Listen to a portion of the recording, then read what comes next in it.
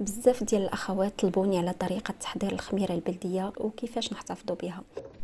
غناخذوا واحد القله اولا قرع ديال الزاج، غادي نعمروا نصها قمح ونخليو النص الاخر فين تخمر لينا الخميره البلديه. غادي نزيدوا جوج تمرات اللي غسلتهم وحيدت منهم العظم، وزدت الماء دافي. صافي كنخلط القوام ديال الخميره البلديه على حسابكم نتوما، بغيتوها تكون مطلوقه بزاف، بغيتوها تكون قاصحه شويه، اللي بغيتو. انا درتها بهذا الشكل هذا. صافي كنحرك مزيان. بالنسبه لمده الاختمار كتاخذ لكم من 24 ساعه حتى 48 ساعه. انا خدت لي 24 ساعه. كيف ما شفتوا راه تبارك الله خمرات وفاضت. بالنسبه لطريقه التربيه ديالها طريقه سهله.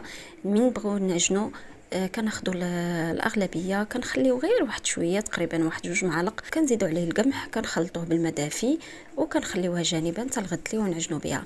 كنا كنعجنوا مره في السيمانه اولا مره في 15 يوم. كنديروها في الثلاجه الوقيته اللي بغينا نعجنوا، كنجبدوها بالليل وكنزيدوا عليها القمح والماء دافي وكنخلطوها ونخليوها حتى الغد ليه، وكنصيبوها خمرات وكنعجنوا بها. صافي وهذا مكان. ما تنسونيش من تشجيعاتكم، وما تنسوش باني احبكم في الله.